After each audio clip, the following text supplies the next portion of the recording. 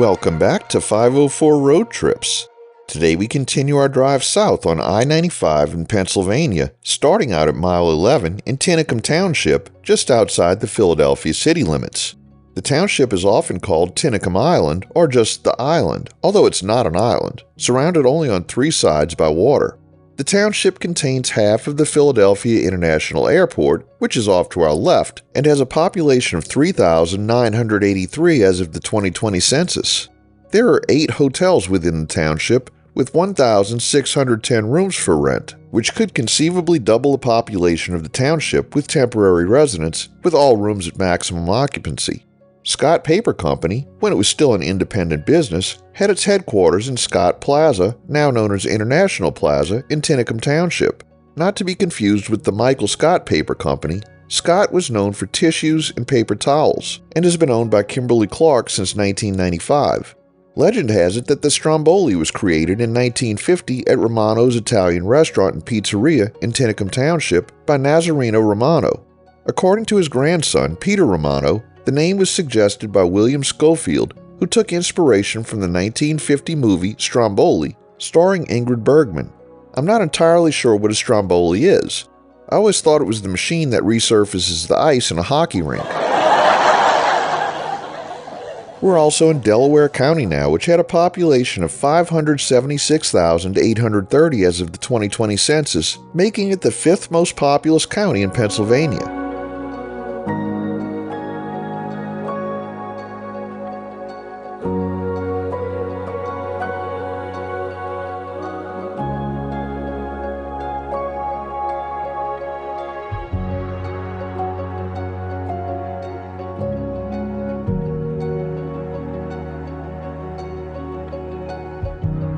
As we cross Darby Creek, we enter Ridley Township with a 2020 population of 31,053.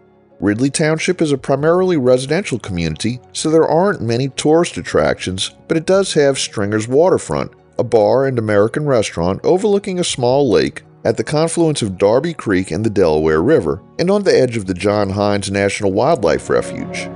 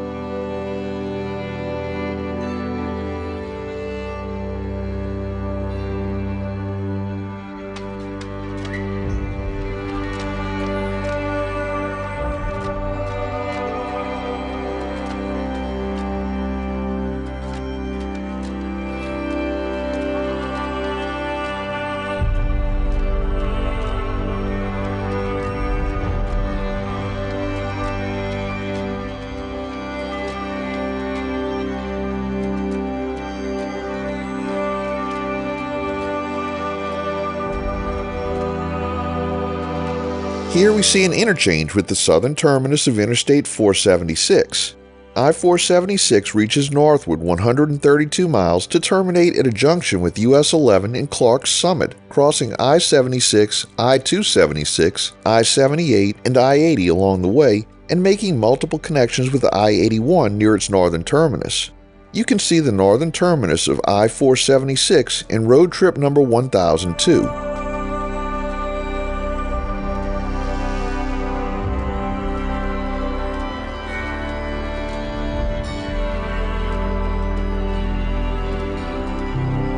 We enter the city of Chester, which had a population of 32,605 as of the 2020 census. Founded in 1682, Chester is the oldest city in Pennsylvania and marked the first landing of William Penn in the province. From the late 1800s to the early 1900s, it became a key center for heavy industry, manufacturing, and shipping. The city experienced a boom during both World Wars, with plentiful jobs in factories, docks, and shipyards drawing immigrants from Southern and Eastern Europe as well as African Americans from the South. However, since the mid-20th century, the decline of these industries has left Chester grappling with issues like crime, pollution, and poverty. In 1995, Pennsylvania labeled the city financially troubled, declared a fiscal emergency in 2020, and by 2022, Chester became the 31st U.S. city to file for bankruptcy. Note how this urban interstate is narrowed through this area, with hardly any room for shoulders on either side. We're below grade throughout much of this area, and there's a rail line to the right. There's no room for expansion, which is often a problem in such a dense area. We get a control city of just Wilmington here as we get closer to the Delaware state line.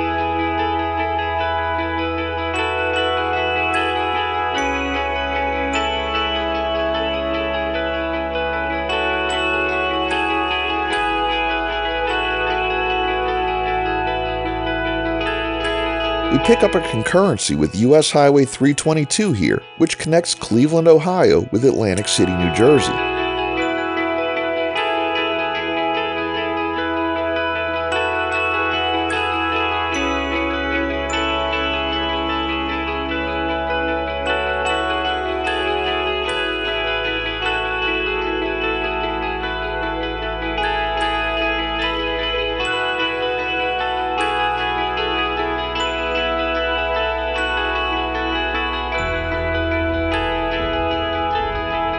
The overlap with US 322 ends here, and we enter Upper Chichester, a civil township with a population of 16,898 as of the 2020 census.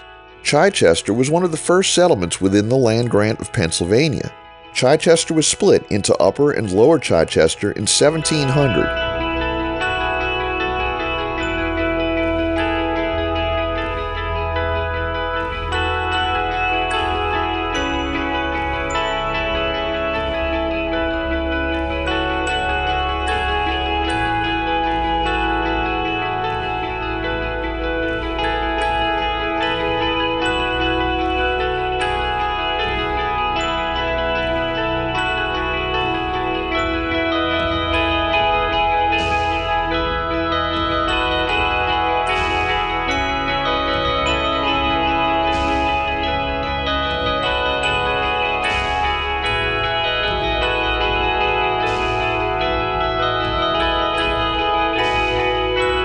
We enter Lower Chichester Township, the last municipality we'll pass through in Pennsylvania, with less than a mile to go to the Delaware border.